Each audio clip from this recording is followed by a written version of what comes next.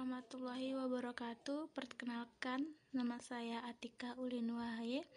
Saya dari kelompok 2 akan mempresentasikan hasil dari kerja saya dengan judul yang berupa Perbedaan Evaluasi, Pengukuran, dan Penilaian.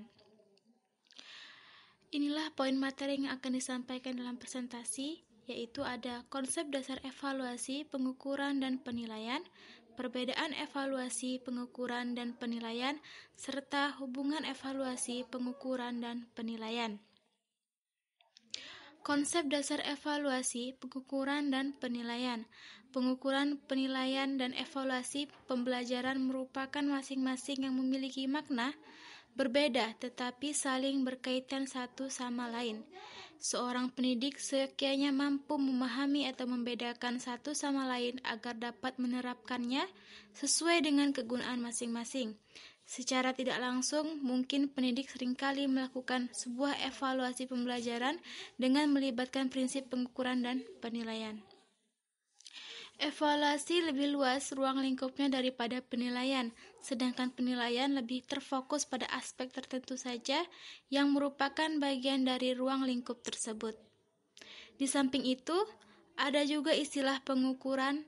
Kalau evaluasi dan penilaian bersifat kualitatif, maka pengukuran bersifat kuantitatif, skor atau angka, yang diperoleh dengan menggunakan suatu alat ukur atau instrumen.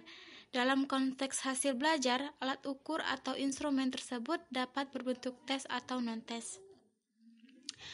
Ada 4 kemungkinan kebijakan yang dapat dilakukan berdasarkan hasil evaluasi pelaksanaan program, yaitu menghentikan program, merevisi program, melanjutkan program, dan menyebarkan program.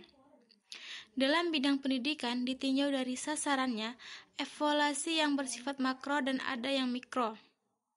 Evaluasi yang bersifat makro sasarannya adalah program pendidikan, yaitu program yang direncanakan untuk memperbaiki bidang pendidikan.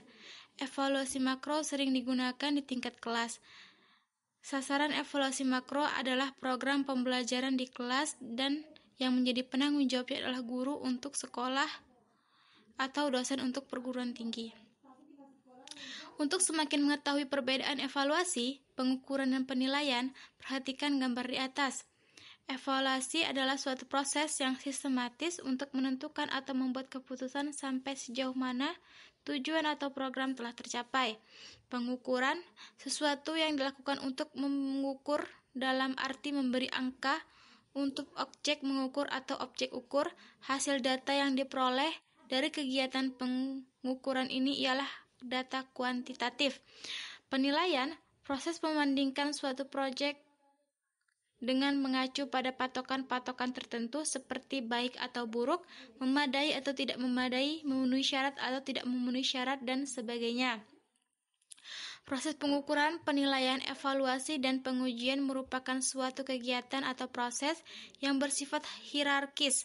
Artinya, kegiatan dilakukan secara berurutan dan berjenjang, yaitu dimulai dari proses pengukuran, kemudian penilaian, dan terakhir evaluasi.